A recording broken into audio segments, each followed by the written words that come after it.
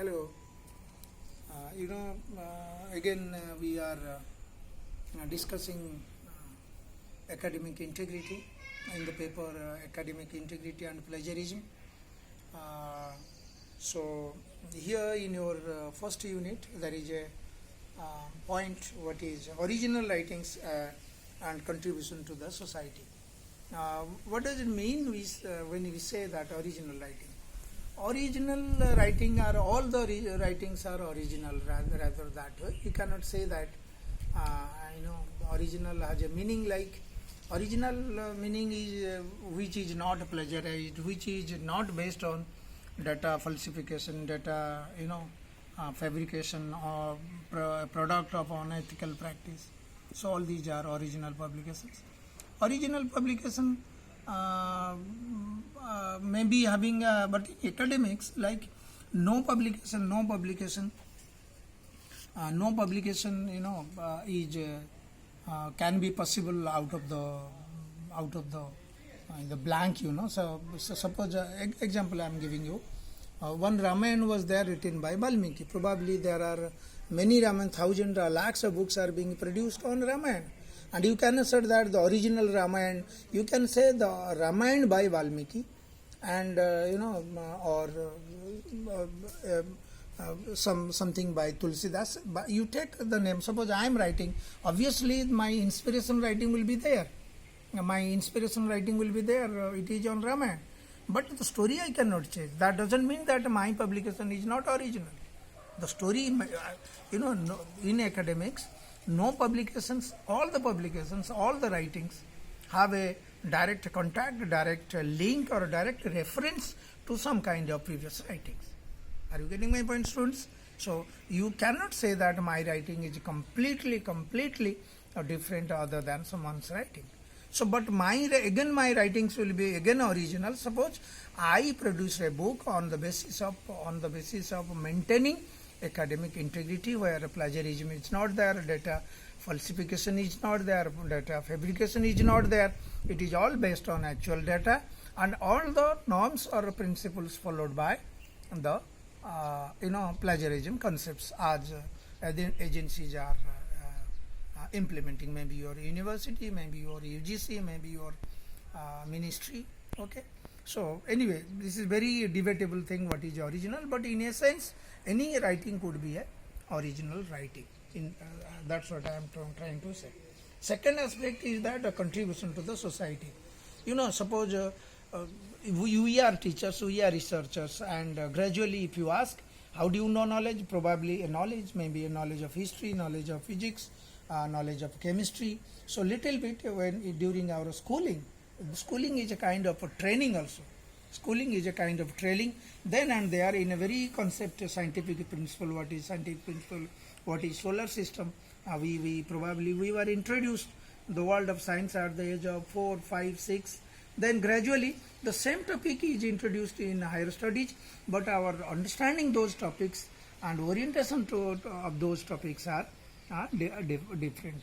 So we cannot say that at the age of suppose I'm studying BSc science graduate and I come to know about solar system in my graduation only, in post secondary classes only. It's not that, because so training is there, but our orientation, training and explanation, extension, we study a topic in a very exhaustive way from multiple perspectives.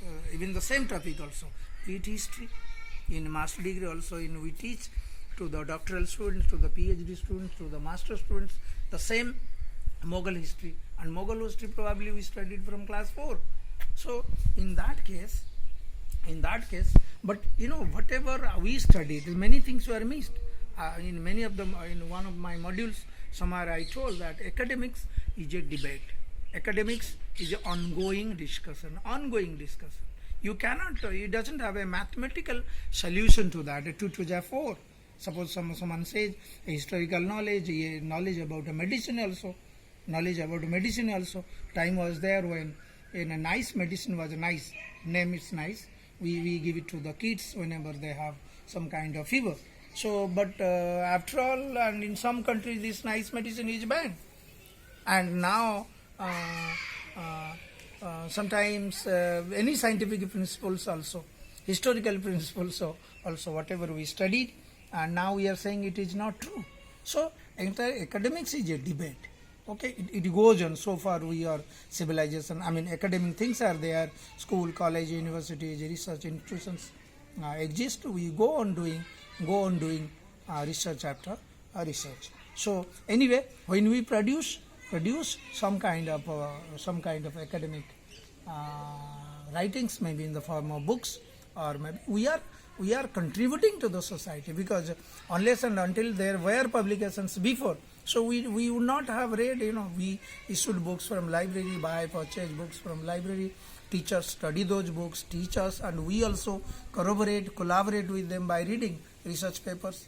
And that suppose we stop those activities, probably our next generation won't move ahead. So that's why these publications should not be kind of nonsense kind of public. That's what UGC is saying. Sometimes people are involved, like somehow they publish from a very substandard kind of publications house. So these days government of India, your MHRD is also very stringent about supplying ISBN number, nothing hanky-panky. Suppose you produce books, and UGC and there are technical institutions, they compel also. Or MD University Rohtak is also saying to the researcher, unless and until you have 2 publications from big index journals, especially Scopus based index journals, so probably you won't be allowed to submit. So all these precautions, all these implementations are nothing but saying, and you do in a such a way, at least you will be and your publication will be an addition to the contribution to the society. The society will be enriched on the basis of your quality publications. So this is what original writing and contribution to the society, and this culture will be maintained. So this is all about, and we will move to the next one. Bye bye.